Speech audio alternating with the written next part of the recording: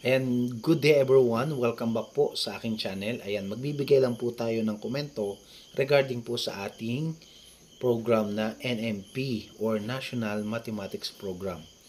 Actually po ay laking advantage, napakagandang po na magkaroon po talaga ng NMP program. Ako po as mathematics coordinator sa aming school ay pumapabor na maipagpatuloy na magkaroon po talaga ng NMP program. Dahil ito po ay additional time para ma-meet po namin sa time ng math o magkaroon po ng additional math session ang aming handled section. Ayan, dahil in reality po, dahil talagang kung dun nga sa time na 1 oras na po yung aming klase sa regular math, ay kulang at kulang pa rin. How much more na ginawa pong 45 minutes lang kada meeting ang aming math session. Talagang kulang at kulang po yung oras.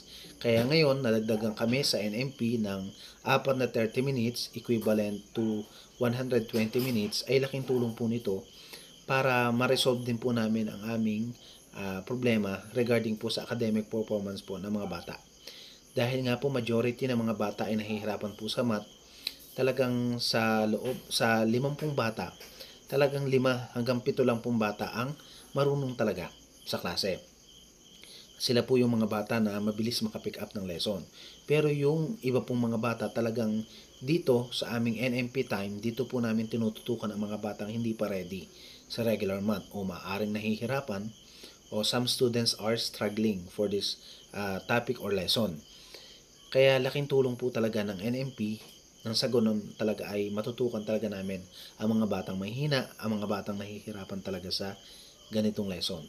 Minsan may pagkakataon po sa aming NMP activity, halimbawa po may lesson kami na hindi pa ready talaga yung batang yon, binabalikan muna namin yung previous topic last year na connected po dun sa topic na yon at dinidiscuss uli sa bata para nang sa ganon magkaroon ng connection, magkaroon po ng idea yung bata na kung paano ito isolve. Ayan. Lalong higit talaga napaka-effective ng NMP program kung ang mismong teacher sa regular math ay siya ding teacher sa NMP. Dahil talagang kontrolado niya yung oras and at the same time, pwede niyang pagbaligtad din ang gamit ng oras. Ano po? Kaya ngayon, masasabi ko po talaga na napakalaga ng NMP program sa mathematics subject. Yun lamang po.